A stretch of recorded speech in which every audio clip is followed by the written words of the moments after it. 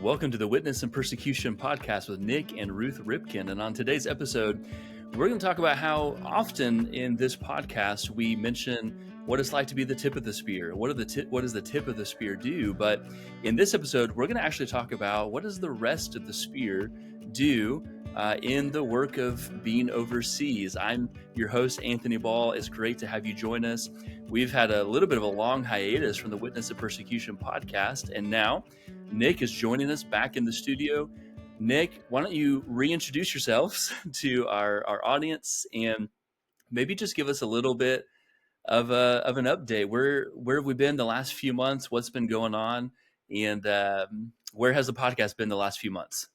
Well, we haven't had 6 or 7 months that have been harder, much more than the last few months, especially on my sweet wife who, well, let me just tell you, in October, I had a total knee replacement.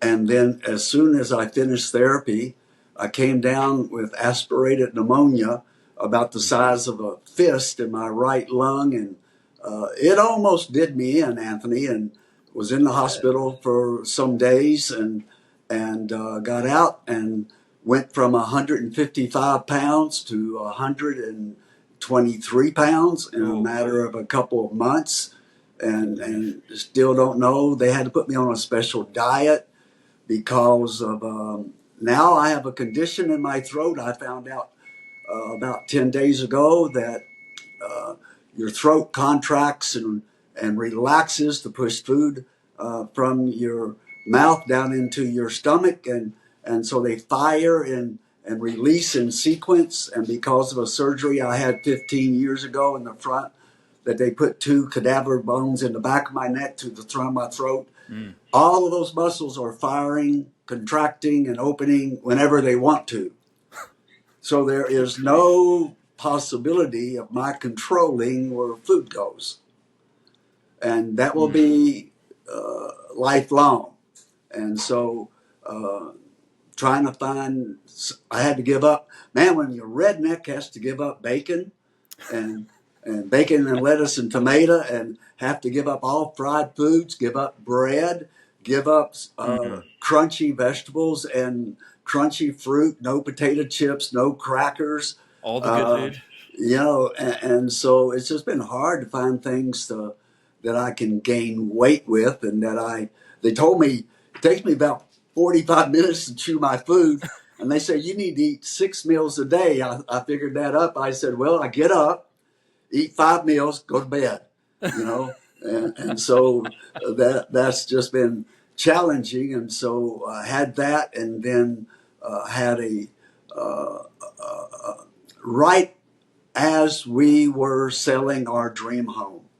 We had met with our children over Christmas and saying, hey, we just can't manage this place, and we can't manage the 5.4 acres and the ducks and the chickens. And so since we're driving 2 hours a day to get our grandson, we need to move closer to them. And so we can help take care of the 2 grandboys. And then as we get older, they can, do more and more stuff for us. And the kids were delighted that we brought it up, so they didn't have to, I guess. Right. But it was really a godly, special family time. And so we ended up, the house that we thought be the only home that we really lived in, it was the only home that Ruth and I have ever built.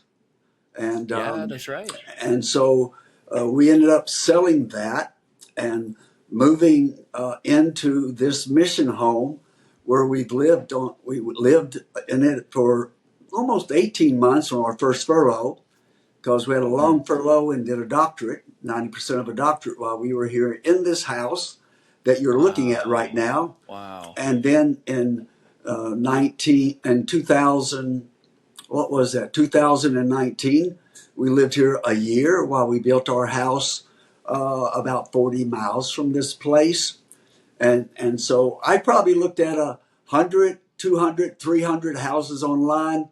And we went and looked at dozens with our agent, who's also one of our best friends and neighbors, and going to do his daughter's baptism here in a few days. Wow, how cool. And It's just a really sweet family, and they just gave us, us and our son's family, 5 days in a beautiful 4,000 square foot cabin down in the Red River Gorge, and we just had a great time, except for the moment that I had sat for 45 minutes on some steps of a covered building, while the rest of them that could walk down in the gorge where I couldn't make it with my leg and back. And I came back, and they came back up, and our youngest son looked down and said, "Dad, you rested?" I said, "Yes." He said, "Well, so have the two copperheads about a foot from your ankle." Oh, no. And I looked down, and there were two of the most poisonous snakes that you could be around. But they're like most snakes; you don't bother them; they don't bother you. I'm And glad. and so I've been seeing quite a few doctors for the back issues and the neuropathy and the arthritis and the pneumonia, and getting a X-ray about every 2 months. And then I got to hurting in my ribs and thought my grandson was poking me a little bit too much, and finally went and got an X-ray and found out I'd broken at least one of my ribs, and don't know how I broke that. And so Good maybe grief. maybe if we kept the podcast going, it would be a lot easier. But I was on my iPad looking at houses about 8 o'clock in the morning for homes about 6 weeks ago now, maybe 4 weeks ago, and a house popped up. I looked where it was located, got a hold of the agent. He got us in to see that house at 5:30 that night. 7 o'clock, we made a bid on it. The next evening at 6 o'clock, the lady sold it to us. Wow. And so we're Incredible. going to close on that second forever home on the 7th of July, and then start moving and doing things that afternoon. It's 3 minutes from our children, Unbelievable. and it's in a Wow. uh, uh, really nice neighborhood with some place I can swim, and the kids can play on the playground, and it just has access to all the places we normally drive 30 or 40 miles to get to. Mm. I even left home this week to go to a doctor's appointment, and was 40 minutes early because I couldn't get in my mind that I was just 4 minutes away, you know. And so, Welcome to city life, right? but yeah, so but we're just really thankful for this place, and thankful trying to Mm. get electricians and people lined up doing just a few things that we have to do before we start. Now, all the stuff we put in the storage, we've got to go get it out and move it. So Mm. we didn't want to move 2 times, but this house is furnished, so we just had to store our stuff and now unpack it. So we're hoping. Wow. And that's given me time to reflect on a number of things, because I've spent a lot of days and most of my nights in my lazy boy, because with the broken rib and with what's going on in my back and having my shoulder repaired, for 6 weeks they wouldn't let me not sleep in my lazy boy, because I had this big sling on with big old pads on it and contraption. And so And you all that's travel done. that way too. Well, I traveled. They told me I could travel after 2 weeks, and I did, but it was it wasn't the smartest thing I've ever done. It wasn't the dumbest, but it wasn't the smartest. And so, I believe it. you know, speaking, Friday through Saturday and Sunday, and not sleeping because I didn't have a lazy boy, Right. and I can't lay down with the way my shoulder was and the apparatus. And so I should have waited another 2 weeks before I did that, though it was a Mm. great weekend. It was. One of the things that I've been thinking about, back when the Insanity of God book just came out, and was really making a splash, and it's just before the movie came out. We had to come to the States to do training for workers. We did that for about 15 years. They'd bring us into the States and teach all week to folks that are going out, and then we would speak and train in other locations. And I've just been thinking, of course, about the years that we've had overseas and all the fun that we had. And during that, our agent called us. We were in Jordan, and he said, "Nick and Ruth, if you can come in a week earlier than you planned because we were speaking in secret church. And then we're going to do training for other workers going out. And all these things were packed into a month. And he said, if you'll come a week earlier, I'll take you to the Final Four, the NCAA basketball Final Four. And you will not have to pay for I'll pay for the room and board, all the food that you want to eat. And this man travels well and he eats well. And I just want you to go with me to one meeting before. There's a thing called the Nation of Coaches. And it's the NCAA basketball following Jesus coaches that meet before every tournament. And they give testimonies. There were people that are announcers on ESPN that led that meeting. I got to see some of my heroes from the college university basketball world, and they prayed with us, and then they presented Ruth and I with a signed basketball by Coach Calipari and the team for 30 years of mission service overseas. All of those famous coaches presented that to us in one evening. And then we got to go to all the practices of all the different teams that we wanted to. And our agent came and said, the guys who sponsor your coming here, that led the nation of coaches, they don't really care about the basketball games. They are investing in the coaches and their teams. So they've given us their 15, they have 2 seats on row 15 for the final game of the Final Four, and Kentucky was playing that night. And he said, do you want them for the first half or the second half? And I immediately said, being the strategic person, I want them for the second half.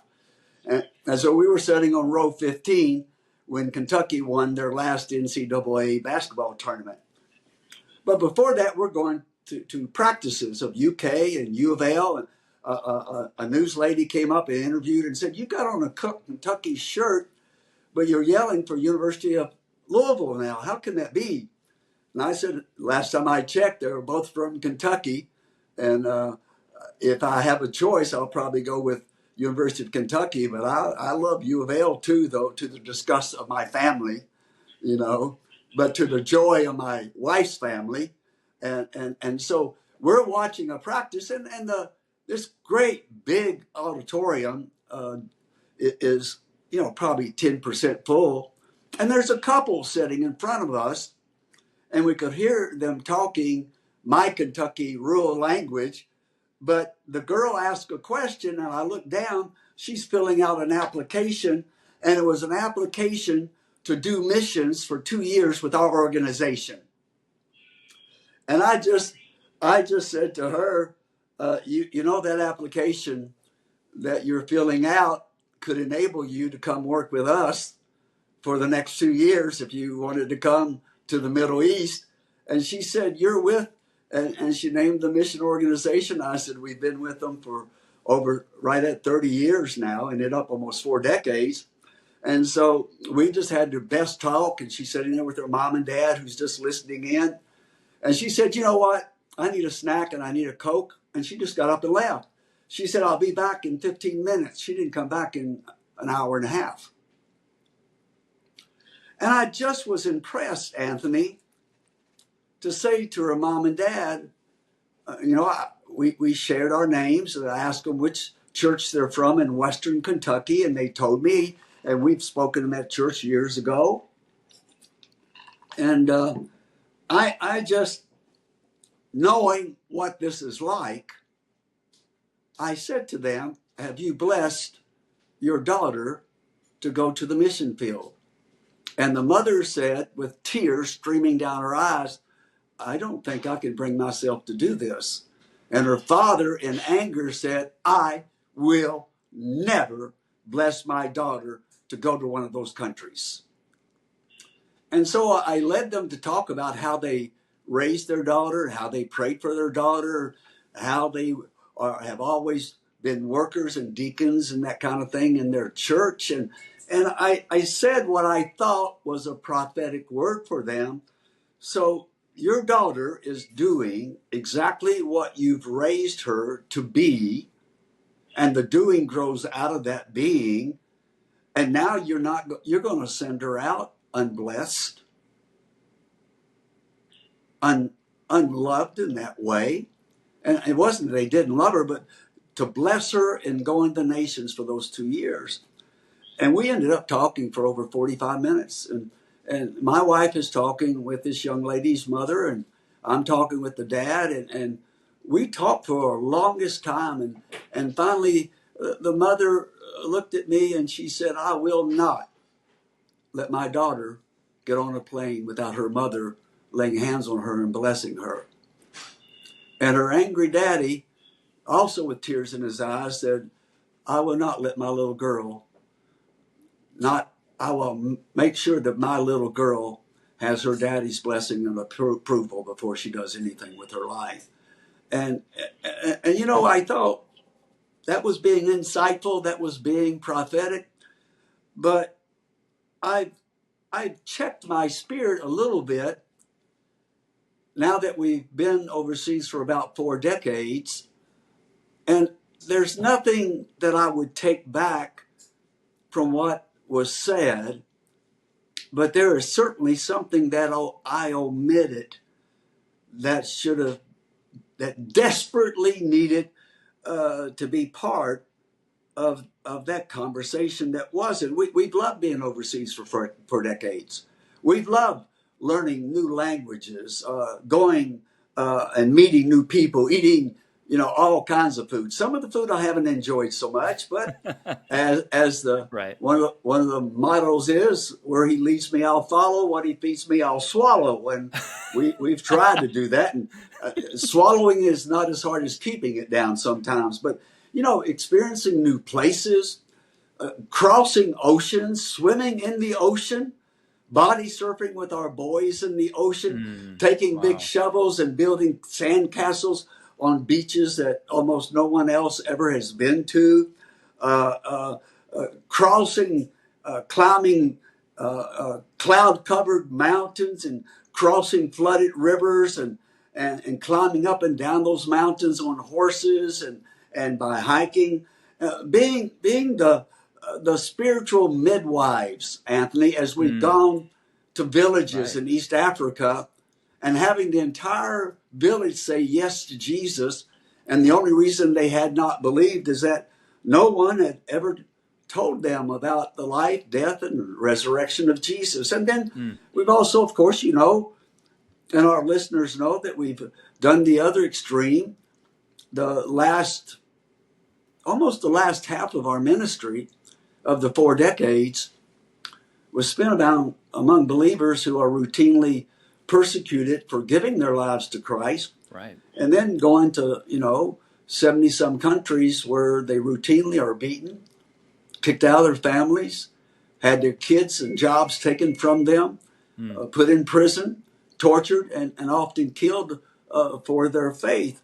But the richness of being sent was just absolutely so rewarding. The experiences of going and growing, and there were years that my wife and I were apart for maybe 3 days. Right. And in that 4 or 5 years, actually, we were without our boys for maybe 45 minutes at mission meetings. Right. I mean, we've had more family time in Africa in 5 years than most couples married in America will have in their married lifetime.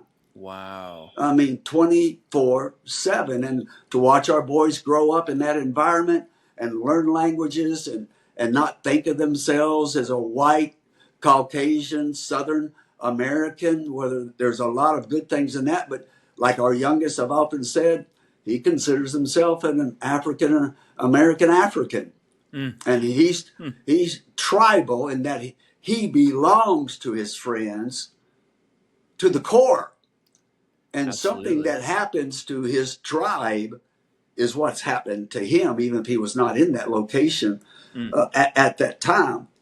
And the richness of being sent And then there's those times we were apart for 6 weeks at a time.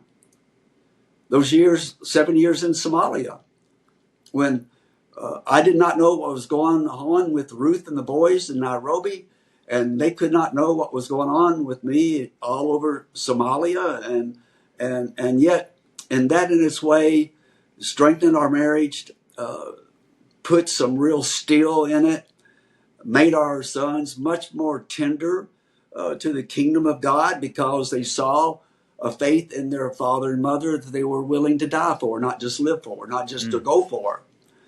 But, it's so rewarding to be sent.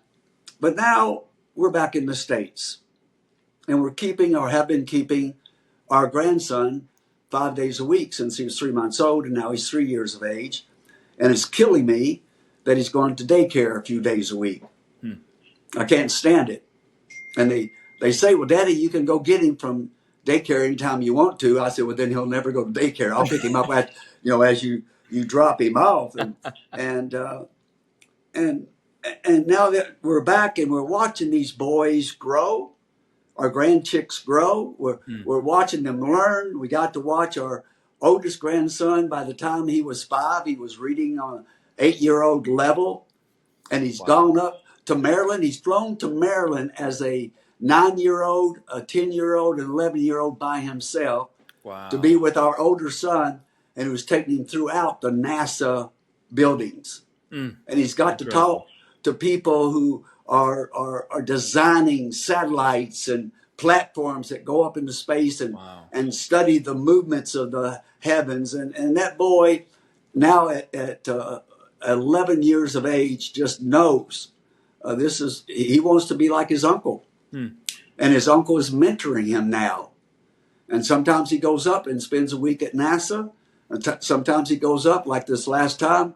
And he and our oldest son spend all that on bicycles and bumper cars and just doing things fun. And it's just fun to watch our kids and learning how that love can grow while being apart for months at a time.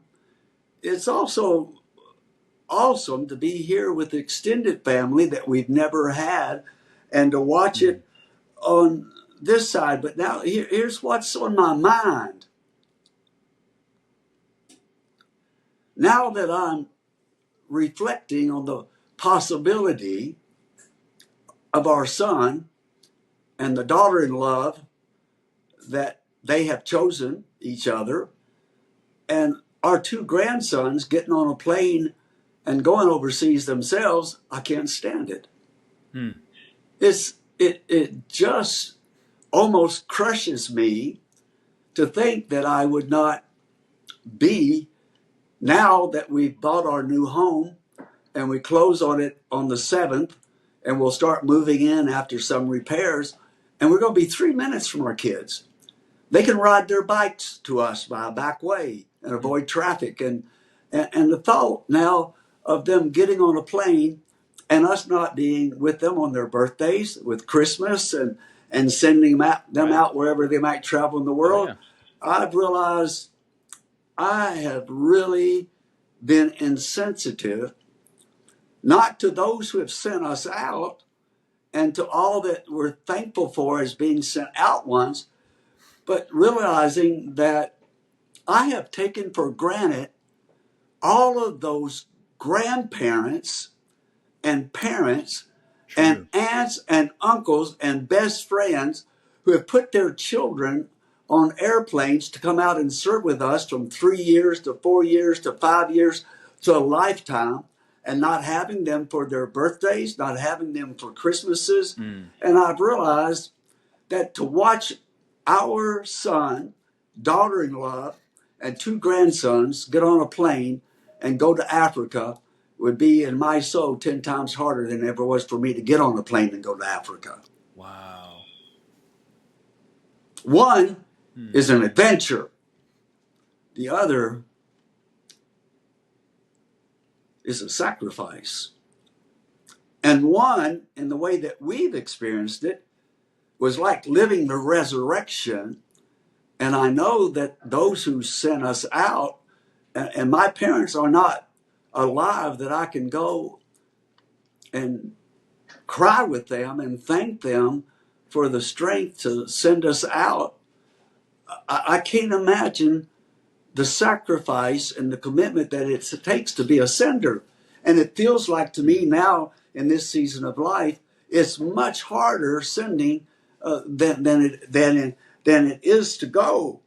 I didn't never stop to think that sending those you love for a lifetime is harder than going oneself. Envisioning putting our kids on a plane and imagining not being with them for their birthdays, Christmases, or just saying, hey, come over for a meal. Or now they're so close, if we just happen to drive by, they say, hey, we'll put something on the grill, stay and eat. And you can put the boys to bed, or you can watch a movie with them. So I really think I've come to this podcast to apologize, to say that I'm sorry to all of those parents and grandparents and aunts and uncles and church members and churches and pastors, all those who have and who are and who will send those they love to the nations for Jesus' sake. Listen, Anthony, we give prospective workers, when we went out, we had 10 weeks of training. Then that went to where when we did training, they had gone to 8 weeks of training. But we give workers that go overseas 6 to 8 to 10 weeks of training to prepare them to get on the plane, get off the plane, and start serving Jesus among other languages and other peoples. We give them that kind of attention. But and then a lot of those workers, they get on a plane and exit them in far-flung places. But who walks parents and grandparents, aunts and uncles, pastors, and those vacation Bible school and Sunday school teachers? Who walks them to their vehicles for the long drive home without their kids and their grandkids? Wow.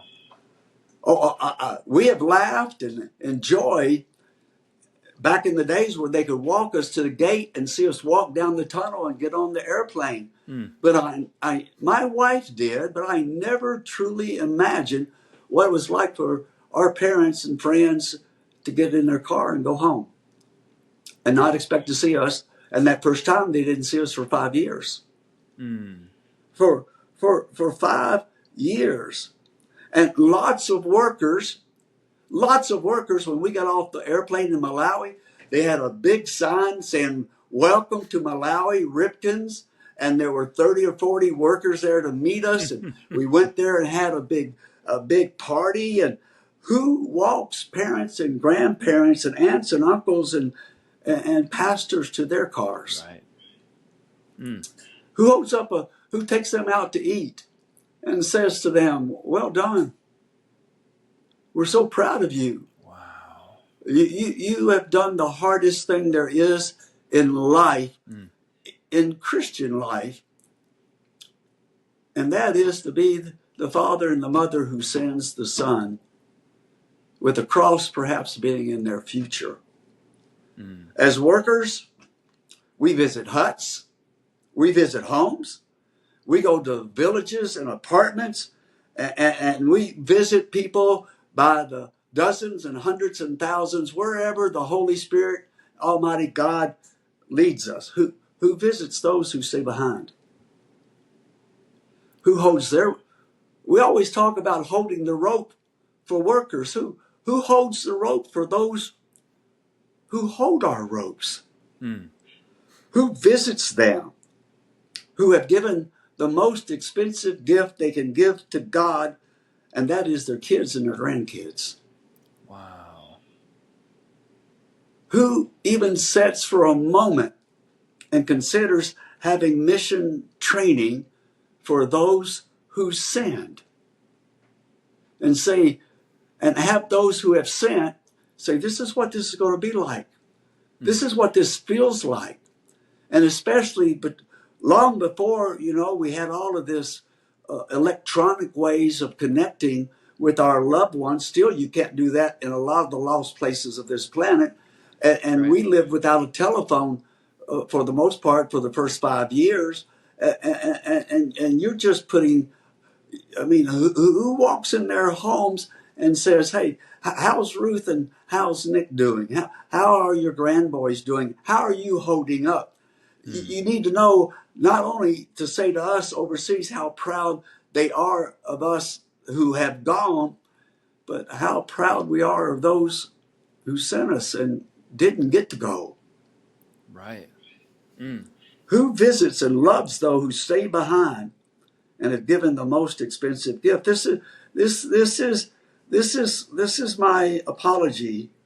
This is my I'm sorry from the depths of our heart. Ruth and I have talked about this. Saying I didn't know how hard it is feels more like an excuse than an apology, Anthony. Mm. Why hadn't I sent others out before I was an adult? Why had I not been a part of a church or a pastor of a church that deliberately called out those whose God had laid his hands on and equipped them and sent them out and know what that was like, rather than gathering sheep to be part of the Father's retinue that sends them out as sheep among wolves? Being a sheep among wolves for me was a blessing. I don't know that I would see it that way to send my kids to the same places that we've been. That's right. And my grandkids. Mm. I mean, most weekdays, our grandson, from the time he's 3 months old to now he's over 3 years old, has gone to sleep in my arms in my lazy boy. Mm. And I've got to sing with him and hold him when he was sick. And he named me after the chickens and calls me Bok Bok because that's the noise that they make and the noise that I make. And to hear him say, Bok Bok, let's watch a show, or Bok Bok, read me a book, or Bok Bok, play, let's go buy a cow or a bull. And he's always after me to take him to Tractor Supply or to Rural King, which is a supply place, or Hobby Lobby. And he can line up his 50 animals and say, I bought this one at Hobby Lobby. I bought this one. And he puts most of them that he got from, Tractor Supply. And then here's the ones that he got from Rural King. And he knows every one of them. And he knows if one of them are missing. And I'm thinking, Incredible. my parents didn't get to watch that in their grandkids. Wow. My wife's mother said, when there was no telephone, she would take, do you ever remember the airmail letters that you could send? They're that real thin, small letters like this. And she would sit at the kitchen table every Sunday night and write us an 8 to 12 page letter. Wow. And the only way we knew what was going on in all of our families were their phone calls eventually. But those 8 to 12 page letters of a sender's heart to those that they had sent out to let us know that they remembered us and told us everything that was going on in the family. And when Ruth's mother died, a big part of our ability to stay on the field with confidence was shattered. Mm. And I did not know that was because we had lost the heart of those who had blessed us and had sent us out. That's right. Wow. And never asked us to come back. We've always focused. People ask us all the time, volunteers, what do you miss most about America? Expecting us at sports and movies and all the things that you get to do. But I don't know that anyone ever asked my parents, what do you miss most about your son being overseas? Mm. not being able to call him, not having him home for Thanksgiving, not having them home for Christmas. They never held our last born son. Mm. That's right. Mm. And I think I had the son's desire to go and do. I don't know that I ever understood the father's heart that said, go and die. Wow. Wow. And I don't know if that's what, no, I do know. That is not something that all senders, 90% of senders will ever have to experience. Right. But we have. Mm. And we've known others to have. I got to make it home. My mother died 4 months after we were on the mission field at 51 years of age. Mm. My dad got lung cancer, and we happened to be at a meeting in London, England, when I got the word that he had died. My family was in another country, and I flew from there and luckily got home in time for his funeral. I never, Ruth nor I, that woman who sat at that table and wrote those 8 to 12 pages every Sunday night, neither one of us made it home for her funeral. Mm. Ruth had gone home a few months earlier when her mom got really sick, but our son had died. Our other son was ready to graduate. There was no way to make it back to Kentucky and back overseas for him to graduate. There were no funds for that and no time for that. Mm. And still, that is a empty spot in our boy's heart and my heart because we never got to say goodbye. Wow.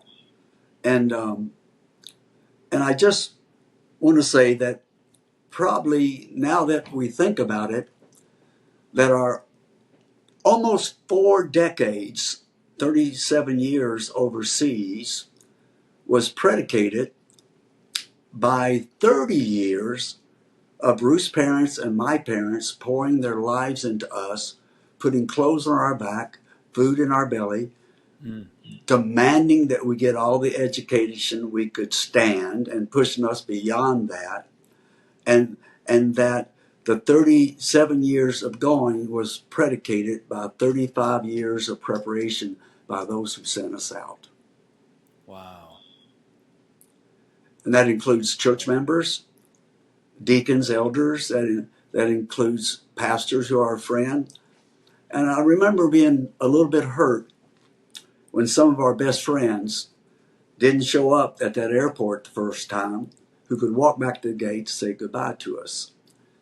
And we didn't find out until 5 years later. We came home and went back to see them. They just said it was too hard. Mm. We knew we would find ourselves begging you to stay and come back to our church. It was just too hard to send you to Africa. Wow. And I'm sorry to say that I wish that our whole time that we've been followers of Jesus, we could be those who would carry others in the States and not just be carried by them. Mm. So I think, again, as I've said before in passing, I want to say with tears in my heart, the hardest task is not going, it's sending. Mm. And what I wish I'd done in that basketball arena in New Orleans, Louisiana, with that mom and dad that were struggling with their daughter going overseas, is to say to them, before anything else, listen, I understand how hard this is. There's nothing harder in the world than giving your daughter to God and overseas service. Mm. But I left that out. I left that out because I only understood the going. I didn't understand the sending.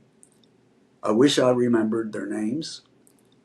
and where they were from, and wish that I could go back and look them up and thank them for sending their daughter and apologize to them for not commending them because they were struggling with the hardest task in the Christian world, being the father and the mother and the family who sinned. And to all the senders that are in our lives, if you're listening to this podcast, thank you. And if you have been sent, I hope this will move you in your spirit to pray for, to thank, and to put your arms around when you get a chance those who have really done the hard job, and that is to send you anywhere God would take you to go. Wow.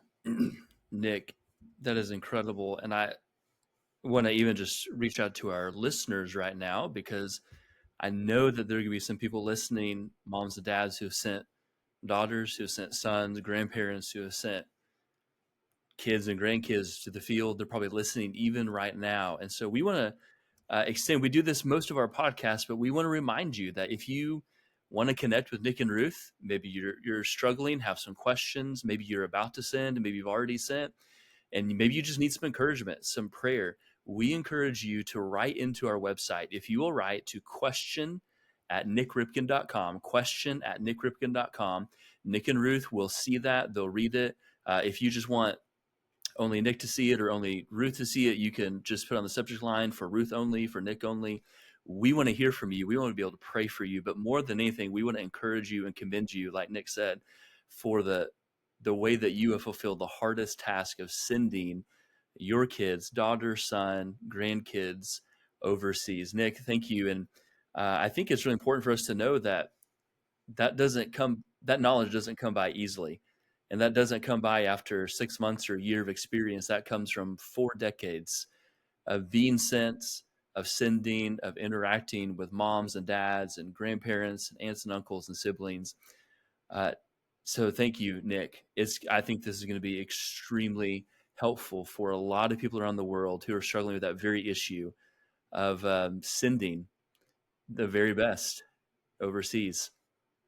I want to thank you to our listeners for joining us again on the Witness and Persecution podcast. We want to remind you that it's actually been longer than the last time that we've had our podcast, but in this interim season, we have introduced to the world our global resource, Insanity Unleashed. All the things that Nik is talking about today, everything that you have heard over these last several years in the podcast, all the training that Nik and Ruth have done, we have packaged that into a global resource called Insanity Unleashed. And so we want you to be able to access that. You can find that on our website, nikripken.com. Again, www.nikripken.com. You can go to the resources tab, click on Insanity Unleashed, and you can see this broad, deep, global resource to help you cross the street and cross the ocean to be wise sheep among the wolves. Thank you so much for joining us. We're looking forward to a great season of the podcast upcoming. We'll be with you next time.